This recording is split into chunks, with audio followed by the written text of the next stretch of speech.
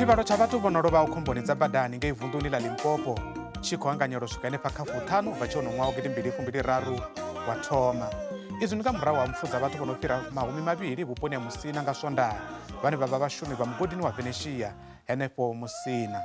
Vha hashu tsho swika tshifhinga tsha mbekanyamushumo ya zwa Maramani kha vhareli vha avhele zwo ri vha bikela zwone ṋamusi nṋe nga dzina ḽipfhi ndi vhuyafhi maṱhoḓe.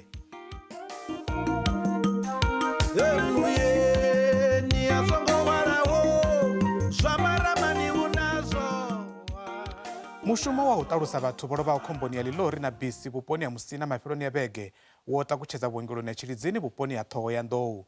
Vha mita na mashaka vha khou kuvhangana henefho vhuongeloni uri vha kone u talusa vhafunwa vhavho khathihi na u thusa vhaofisiri uri vha kone u ita dzi-ndingo dza DNA. MEC wa muhasho wa mutakalo vunḓuni ḽa Limpopo dokotela vho Phophira Mathubha vha ri zwitumbu zwa 14 a zwi koni u talusea sa izwi zwo salore ngeno zwiṅwe zwitumbu zwa rathi zwone zwi tshi kona u talusea zwavhuḓi. Kha mivhili heiḽani ya 20 ye ra i ṱanganedza u bva kha sini ya khombo vha 6 vhaṱanu na muthihi havha vha 14 vho swa lune u nga si tsha kona na u vha ḓivha uri ndi vho nnyi. Ndi ngazwo mulovha ro no ḓo vha isa bulugwane uri vha yo u ṱoliwa nga mutshini hola wa x-ray u no pfi lodox. Vha tshi fhedza hapo vha khou ḓo vhuya vho no vhuya havho vhathu vhafu havho ṋamusi havhala vha tshipholisa vha DNA vho no swika u bva hangei Pitori ṋamusi na vhone vha ḓo vha vha tshi khou dzhia zwini dzi DNA sample. Ndi ngazwo ro ḓisa vha mita hei ra vha ri tshi khou vha thusa uri kone u compare uri vha to kona uri ri ḓivhe uri ndi nnyi ngauri vhathu vha fanela u zwi ḓivha uri arali ri sa ḓivhi uri ndi nnyi a ri nga tendi a tshi vhulungiwa. Ende ndi ya zwo vhathu vhanzhi vha lwa na riṋe ngo ralo mulayo a u ri tendeli arali vha to zwi vhona zwithu zwino khou itea hangei nnḓa hu na vhathu vho no tswa mivhili ya vhathu vha tshi ya vha tshi i vhulunga vhevho vho ramafhungo ni ya zwi ḓivha zwiṱori hezwo uri vhathu vha ḓo discover uri muthu wa havho we vha o vhulungiwa sa mukene gai zwino zwi vha zwi khou itiwa ngori a ri vhi ri khou tevhedzela milayo zwino ri fanela u i tevhedzela ye milayo. Mathina u sa phanḓa na fhungo ḽeneḽi ḽa khombo iyi i shushaho ndi na vhaeni vhane vha ḓo ri thusa u ṱhaṱhuvha fhungo ḽa ḓuvha ḽa ṋamusi.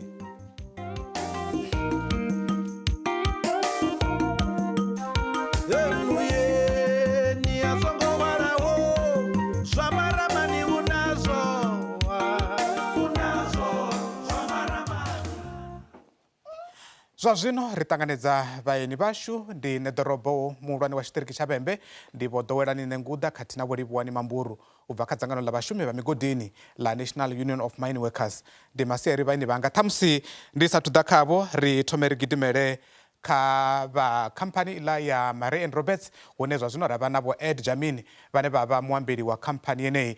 Good afternoon and welcome to you, Mr. Jardine. I just want to find out quickly from your side, what have you done since Sunday after the incident or the accident?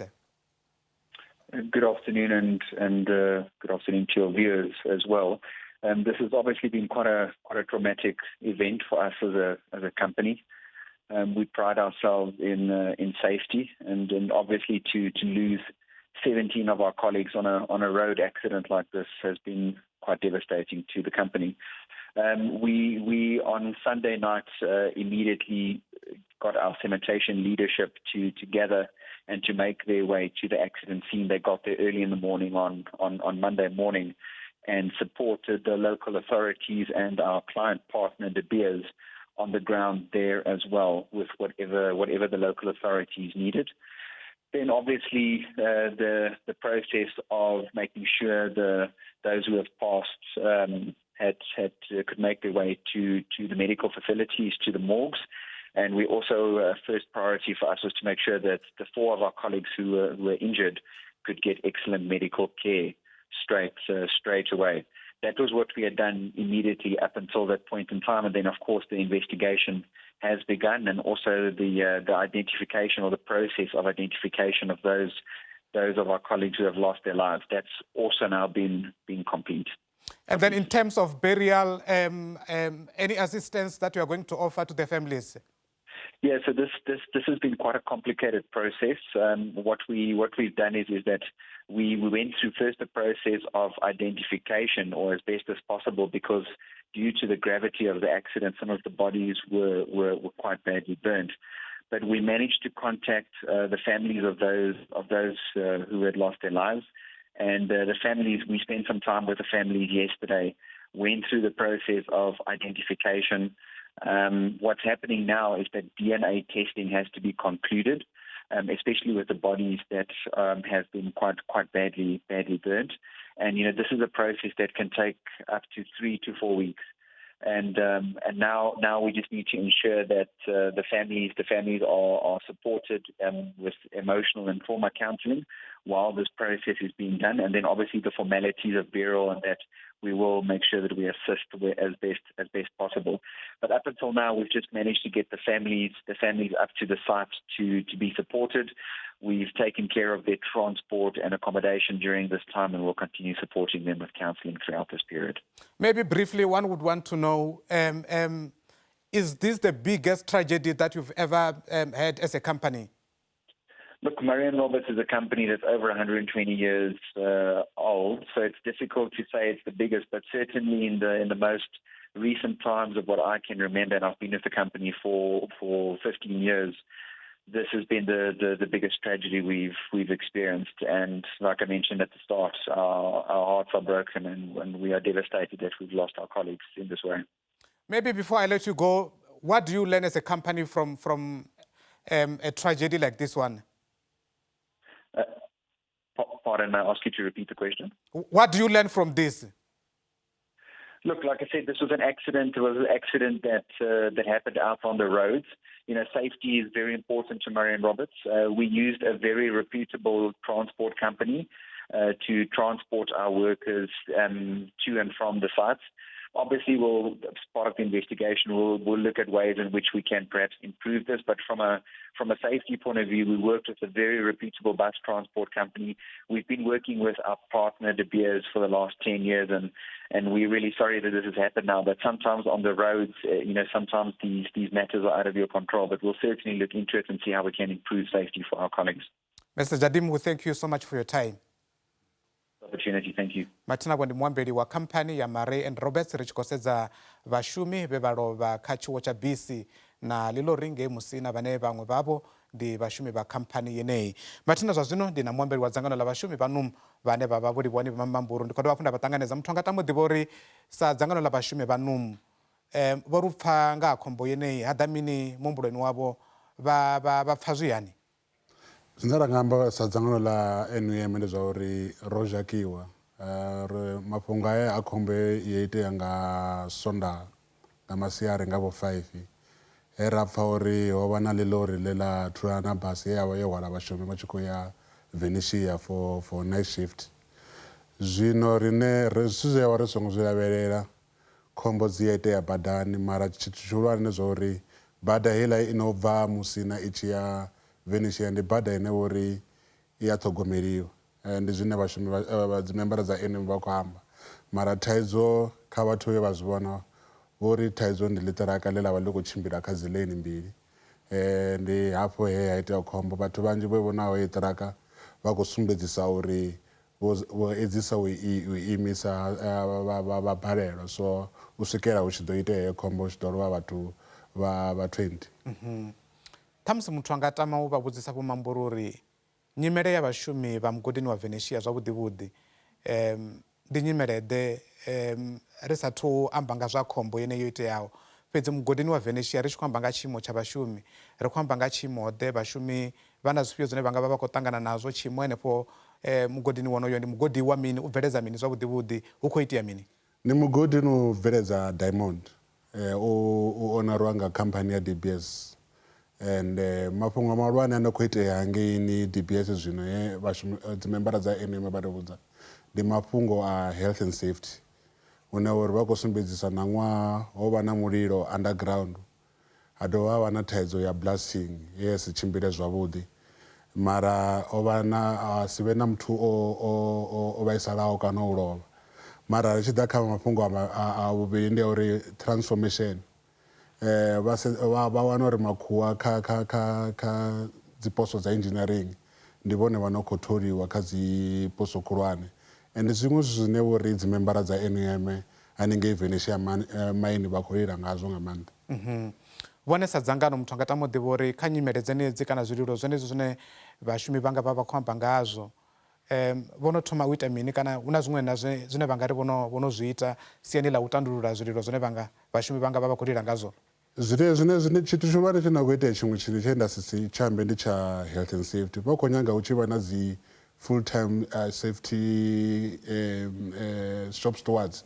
Muthihi u fanela u vha a khou shuma underground, muṅwe a tshi khou shuma nnḓa. Zwino khamphani heyi i khou hana. Vha khou zwi wana hu tou vha na health and safety full time shop steward muthihi hune vha membara dza NM vha khou sumbedzisa zwa uri vha khou nyanga vhavhili uri vha kone uri vha pfhe vho tsireledzea musi vha tshi yo shuma mugodini na musi vha nnḓa ha mugodi. Ṱhamusi ri sathu ḓa kha vho meyara ngauri vho meyara ro no vha navho kana nṋe ḓorobo wa tshiṱiriki tsha Vhembe ndi khou tama u ḓivha kha vhone vho mambori uri musi khombo yo bvelela nga u rali hu na zwililo zwa vhashumi zwine vha khou zwi amba vha tshi zwi ṱumanya hezwi zwithu zwi vha sia vha ngafhi vha sala vha tshi khou ḓivhudza uri mini ro sedza u tandulula thaidzo dza vhashumi na tshiwo tshenetshi ri a ḓivha zwori kanzhi musi ho vha na tshiwo tshenetshi vhathu vha shumisa tshiwo tshenetshi ṱhamusi kha u ita zwiṅwe zwithu kana hune vha nga wana kha uri vha lwele pfanelo dza vhashumi kana u tou na u khwaṱhisa u lwela zwine vha nga vha khou lwela zwone. Vhone sa dzangano ḽa NUM musi hu na tshiwo tshenetshi na zwililo zwine zwa vha hone zwa vhashumi vha tshi zwi ṱanganyisa zwi vha vhuya gai? Zwine ra nga amba zwa uri dzangano ḽa NUM ḽi khou lilisana na mita yo xelwaho nga vhashumi hafho. Ri dzula ri haningei vha mulovha ro rumela vharangaphanḓa vha Limpopo vhane uri ri vhidza region ya North East vho vha haningei mara thaidzo khulwane zwa uri hu khou mafhungo ane a khou tea uri hu lugiswe mafhungo a u identifya vhathu vho lovhaho. Ndi tshone tshithu tshine tsha uri tsho imisa zwithu zwinzhi uri ri kone nyambedzano dzi kone u ya phanḓa. Aiwa mathina kha ri thome ri mavhengeleni musi ri tshi vhuya maragani ri ḓo vha ri tshi khou amba na nṋe ḓorobo wa tshiṱiriki tsha Vhembe ri tshi khou sedza tshiwo tshenetshi tsha khombo yo bvelelaho ya vhashumi vha mugodini ngei Musina.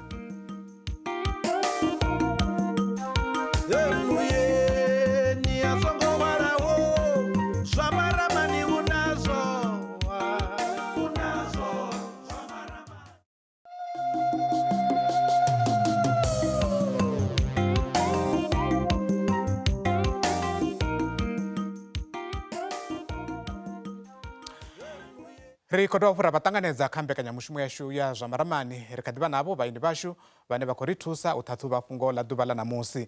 Zwa zwino kha vha ri ndi mbo ḓi ya kha neḓorobo wa tshiṱiriki tsha Vhembe ndi vho ḓowelani Nenguḓa. Vho neḓorobo ndi masiari ri khou vha ṱanganedza ṱhamusi tsha u tou thoma muthu anga tama u ḓivha uri musi vha tshi pfha uri ho vha na khombo ye ya sia vhathu vho no swika 20 kana 21 vho lovha ngei Musina ho ḓa mini khavho sa neḓorobo wa tshiṱiriki tsha Vhembe?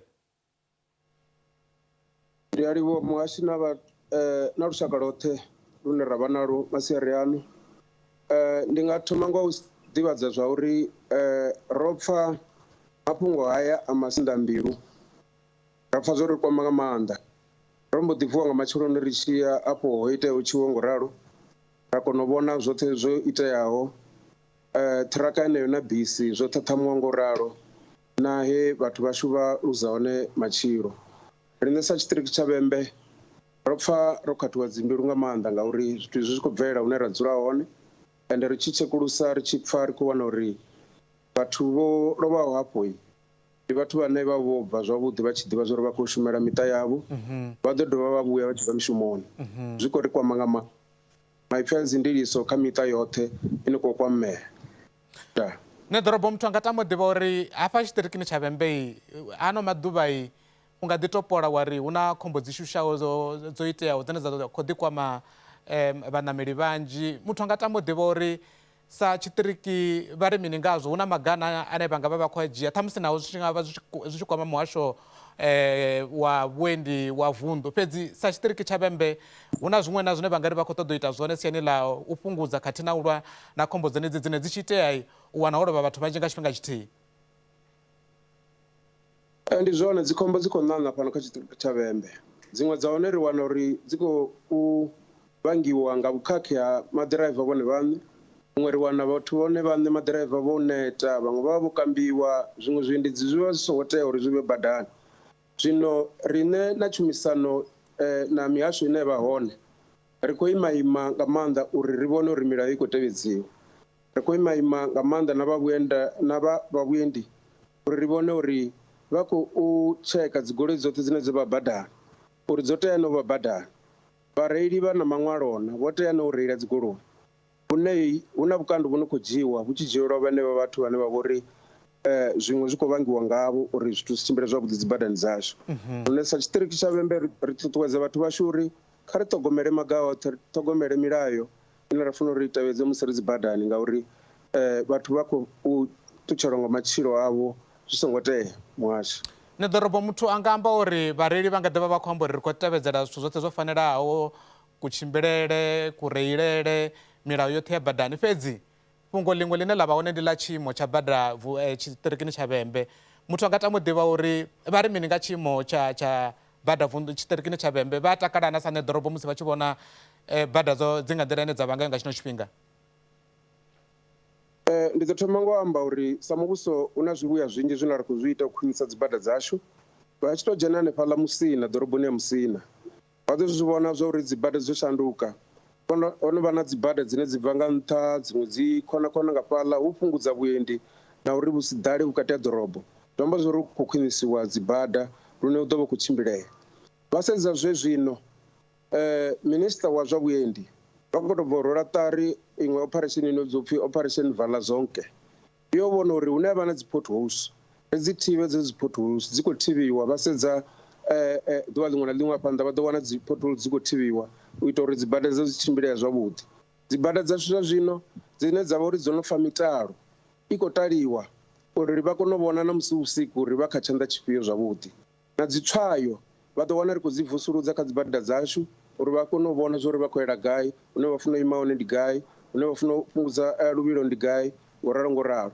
Honeha ri a tenda uri hu na fhaḽa na fhaḽa hune ra thu u swikela hune kha ḓivha na dzi potholes. Vha sedza dzi bada nnzhi dzi sathu u valiwa hune mbekanyamushumo dzashu riṋe ro ṱanganelana na muhasho wa public works ri khou kona u vhona zwa uri ri thivhe dzi potholes dzedzo. Tshiṅwe tshine nda nga tshi amba hafha ndi hetshi tshi ḓa kha dzi bada dzashu ndi tsha uri vha sedza zwa zwino hu na bada nnzhi dzi no khou dzhenisiwa zwigonṱiri dzi dzavha dzi sina. Hu na bada nnzhi dzine naho dzi sina zwigonṱiri dzi khou shelwa mavu ane wa tshimbilea. Idzo dza gravel dzi khou dzula u maintainiwa lune magandakanda ashu na zwitibutibu zwo shela mavu ri khou ita uri hu sheliwe mavu hu tshimbilee. Tshihuluhulu ndi u vhona uri na vha vhuenda ha vha no langa vhuendi vha dzula vha hone dzi badani dzashu. Vha sedza hoṱhe vha ḓo wana a vha nga si fhedze tshifhinga vha songo vha vhona dzi badani dzashu uri khombo dzi fhungudzee muhasho. Aiwa, kha vha ḽi fare nga u ralo vhone ḓorobo ndi ḓo vhuya khavho zwezwino ṱhamusi ri sa thu mavhengeleni vho Mamburu ndi khou tama u ḓivha uri khe vha vhashumi vho lovha vhafumisumbe muthu anga tama u ḓivha uri a si vhoṱhe kana u nga wana hu na vhaṅwe vhane a si miraḓo ya dzangano ḽavho. Vha ita mini kha vhane vha si vhe miraḓo ya dzangano ḽavho henefho? Zwine nda nga amba zwa uri vhashumi vho lovhaho kha heyi khombo vhane vha vha ndi dzi membara dza NUM ndi vhaṱanu vhane vho ri hu includa na bus driver. Havha vhaṅwe vhe vha vho lovha vha vho no joina NUM mara zwithu zwavho zwo vha zwi sathu deductiwa kha dzi salary dzavho. Lune i vha khamphani na khamphani ya DBS na Marie Roberts hune vha tea u vhona zwa uri vha ite mini kha havho vhashumi vhane vho ri vho vha vha si dzi membara dza NUM. Mara dzi membara dza NUM, membara muṅwe na muṅwe wa NUM u na funeral plan. Zwino heyi funeral plan ya zwi tou lovha i ya muthusa kha uri a vhulungiwe huṅwe na huṅwe na a bva hone. Aiwa, kha vha ḽi fare ngo ralo. Mathina ri kha ḓi thoma ra gidimela mavhengeleni ri khou vhuya ri tshi fhedzisa mbekanyamushumo yashu ri khou vhuya zwino.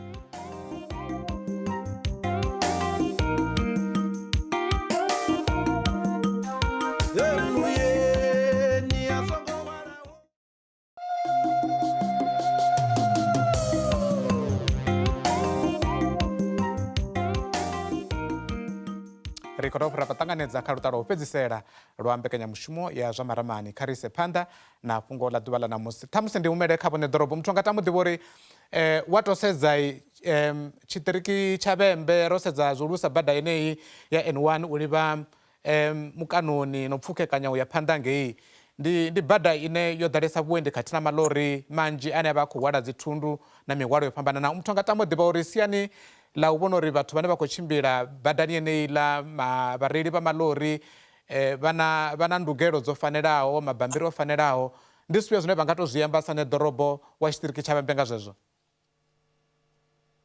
Tshine ra nga tshi amba hafha ndi tsha uri khou ṱuṱuwedza avha vhaofisiri vha vhulanga vhuendi uri hanefho hune vha khou wanala hone tshifhinga tshoṱhe vha songo vha na vhulenda musi vha tshi khou wana vhathu vha no khou ri khakhela dzi badani.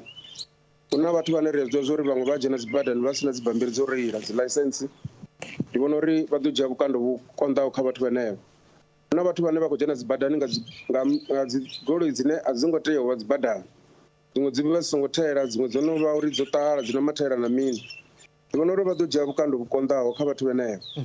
Ndi vhona uri tshiṅwe tshine ra khou tshi ita riṋe, tshumisano ya mihasho yo teaho, ri tshi baḓekanya na vha Sanral na vha RAL, ri khou shuma nga maanḓa u khwinisa dzi bada dzashu uri dzi vhe dzi tshimbileaho sa zwe nda zwi amba mathomoni.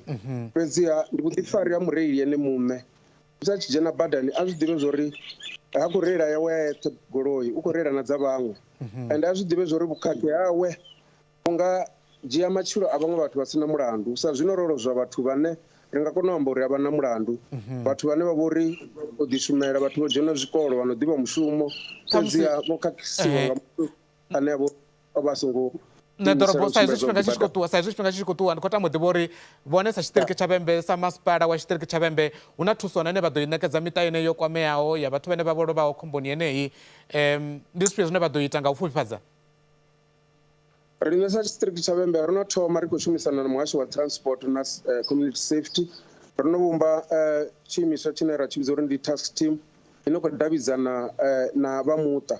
Task team heyi i na riṋe sa tshiṱiriki tsha Vhembe, i na muhasho wa transport and community safety, i na vha DBRs, havha Venetia, i na vha Maray and Roberts na vha mita, uri ri dzule ri khou davhidzana kha uri ri nga thusa hani u swika nyimele ine vhathu vhoṱhe vha tshi ḓo pfha zwori i khou fhola, uri zwi khou vhaisa vhathu. Vha ḓo zwi humbula sa mulovha, ho vha hu na tshigwada tshi bvaho kha miṱa yo fhambananaho.